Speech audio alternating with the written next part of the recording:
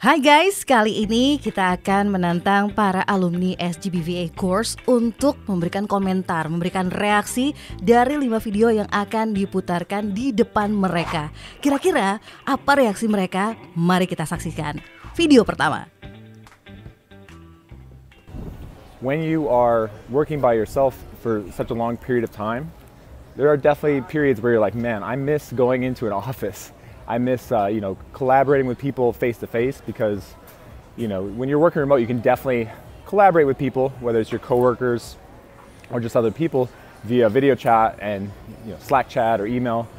But there is a human component to working that is really important, and being able to talk to people, have like camaraderie, social relationships is important, and so you just have to learn to deal with that. Okay, so guys, social relationship is important for remote worker. Kalau menurut kalian gimana? Prefer untuk kerja sendiri atau kerja bareng-bareng sebagai seorang remote worker? Kalau aku terbiasa kerja sendiri, tapi memang kadang kita butuh untuk bersosialisasi ya, kayak untuk bertukar pendapat atau ya butuh teman-teman buat sharing aja sih, itu juga butuh. Oke, kalau Nina gimana? Kalau aku memang lebih seneng kerja sendiri di rumah, se-introvert itu. Tapi kalau untuk kumpul-kumpul sama sesama temen, sesama remote worker, ngumpul di coffee shop, tapi kerja masing-masing masih bisa, masih oke. Tapi kalau untuk kumpul atau tadi katanya missing office life, no. No ya? No. No, oke. Angel gimana? Kalau aku karena sekarang masih full time di office, jadi mengharapkan untuk bekerja tanpa ada bersosialisasi lah ibaratnya. Tapi ya at some point pasti perlu lah kita tuh untuk bersosialisasi juga, maksudnya lebih ke brainstorm sih. Karena kan kadang-kadang kalau kerja sendiri juga pasti overwhelmed juga. Oke, itu dia jawabannya ya guys. Jangan lupa ya untuk like, comment, dan juga subscribe dulu dong. Oke, kita lanjut ke video berikutnya. Many people point to their organization's effectiveness during COVID as proof that they're actually good at remote work. Now, it is proof that remote can work, but not that it necessarily will.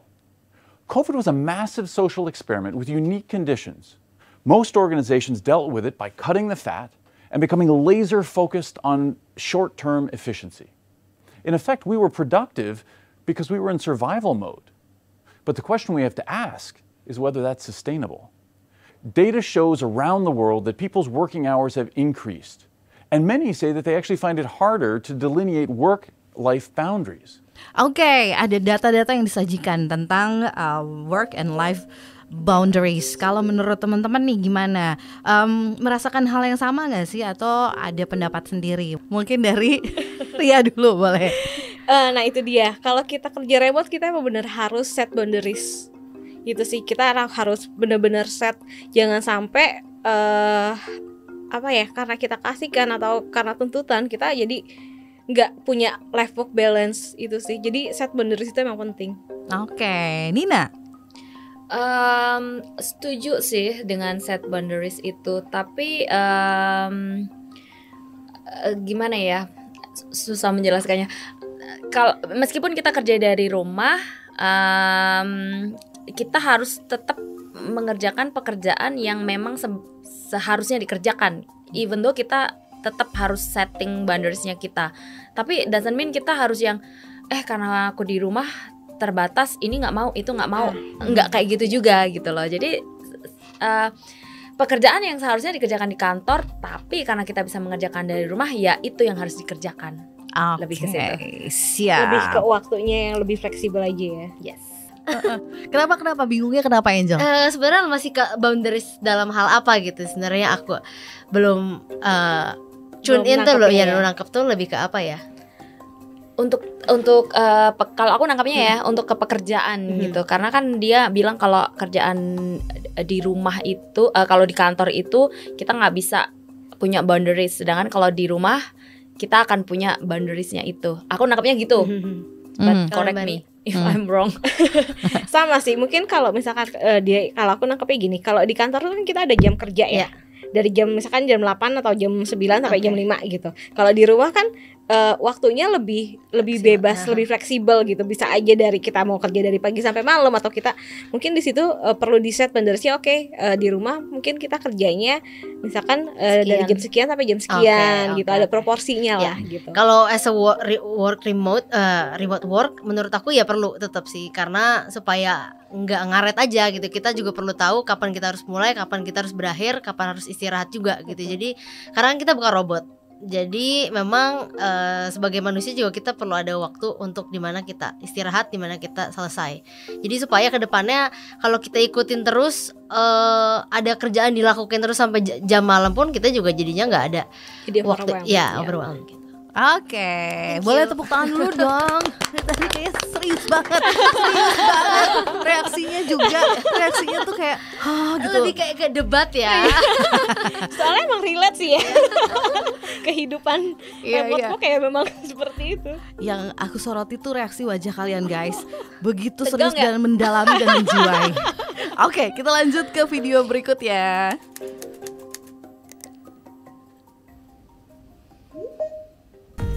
But exciting. All right, Daniel. So yesterday I've completed implementing the APIs. I verified that they're working with no issues, with their average latency below 200 milliseconds and the reliability at 99.998%.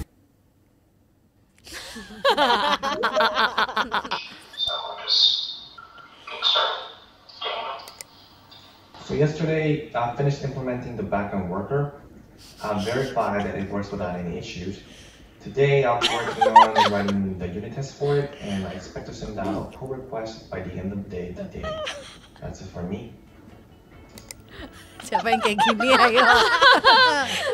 Enggak begitu. Enggak sampai begini ya. Siapa yang kayak gitu? Enggak. Aku rebahannya doang. Rebahannya iya, tapi enggak sambil tidur. Iya. Karena otaknya tuh kan harus memproses buat ngejawab tuh harus kayak melek banget itu. Tapi rebahannya iya. Buka laptop iya, sambil rebahan buka laptop gitu iya, tapi enggak sambil nyender iya, tapi sambil selimutan, tapi enggak sampai yang tidur. Dia setengah tidur dia. Iya, setengah tidur. Tapi setuju ya bahwa remote working tuh bisa dilakukan dengan santai, sambil pakai piyama aja. Kembali ke orangnya ya. Pagi belum mandi kan. Oke, dan berarti nggak segitunya ya? Nggak segitunya. Baiklah, kita lanjut ke video berikutnya. And why did you choose to come to Bali? We've known it from a few years ago already, as we've traveled, and I've seen online, of course, that many people work here and it's laid back. So, I was positively surprised to be a digital nomad here. We also had other experiences in other countries where we said like, not really. You liked it here then? To be, because you're always surrounded by other digital nomads, people who work remotely. So do you feel like that's a good thing about Bali, being surrounded by like-minded people? Yeah, because it motivates you to keep going. Kayaknya yang paling relate kan Nina ya. Orang Bali nih yang biasa kerja di Bali nih. Iya nggak? Setuju nggak dengan statementnya bahwa kita kalau kerja dikelilingi orang-orang yang memang sama gitu ya, itu akan lebih termotivasi. Yes, benar, setuju. Vibe-nya tuh dapat lebih berasa ya.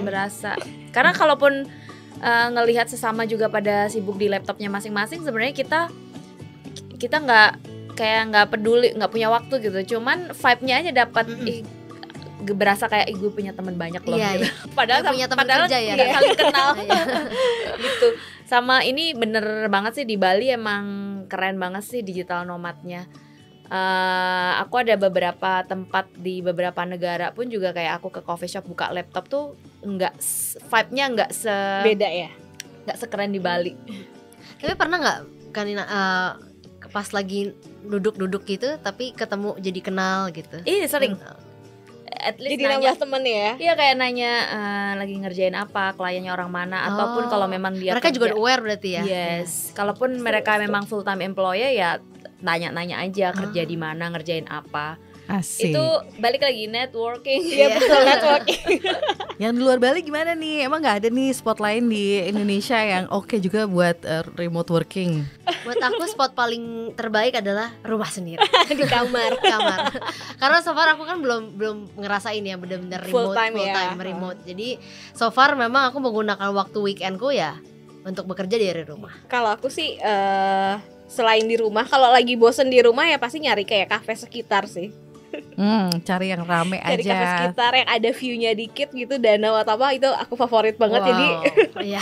kalau lagi suntuk tinggal bengong, nengok dikit udah ngeliat danau. Asik. Langsung nyemplung nggak? Enggak dong. Oke dan oke, kita akan langsung lanjut ke video yang terakhir.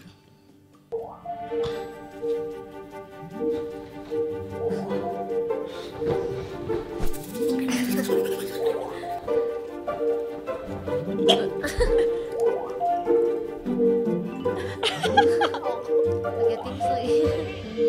Boneka.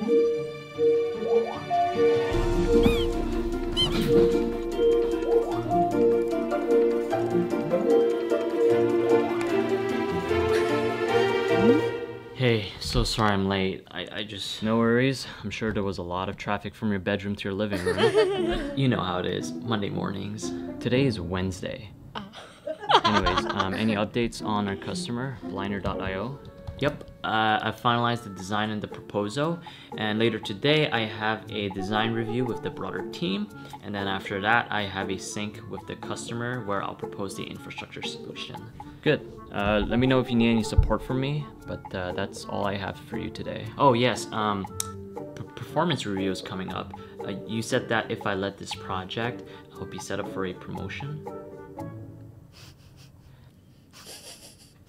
I was for the performance. Sorry, go ahead. Go on. So as I was wondering. Oh, sorry. Please go. Oh, okay, cool. I'll go then. No, that's not what I meant. Oke.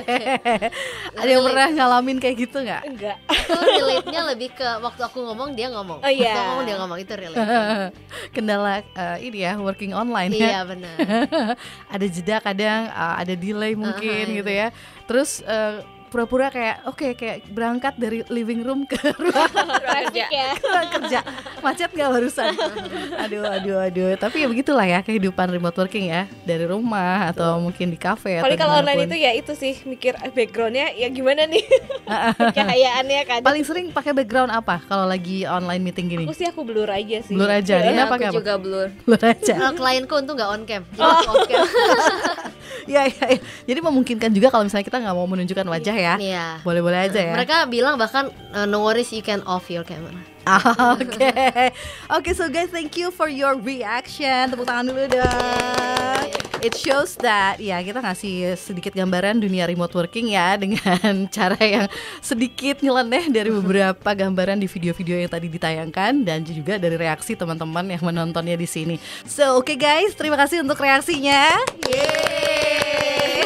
Gak tegang ya tadi. Gak tegang awalnya, tapi di tengah-tengah ada video yang lucu-lucu kan, sempat bikin happy juga nontonnya. Mudah-mudahan yang nonton juga jadi terinspirasi, dapat gambaran tentang dunia remote working ya. Dan untuk yang memang sudah niat ingin segera terjun di dunia remote work, langsung aja kita kasih tunjuk di mana nih harus klik linknya di bawah sini di deskripsi untuk segera ikutan daftar ke free webinar dari SGBVA Course. Oke, see you guys. Kalau gitu jangan lupa like, comment, dan subscribe. Bye.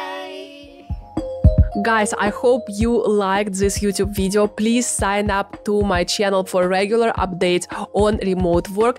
And if you are ready to explore more about who is a virtual assistant, what a virtual assistant does, how much you can earn as a virtual assistant, and how to become one, click the link in the description box to register for my free webinar, 5 steps to doing what you love remotely as a virtual assistant. See you in the free webinar.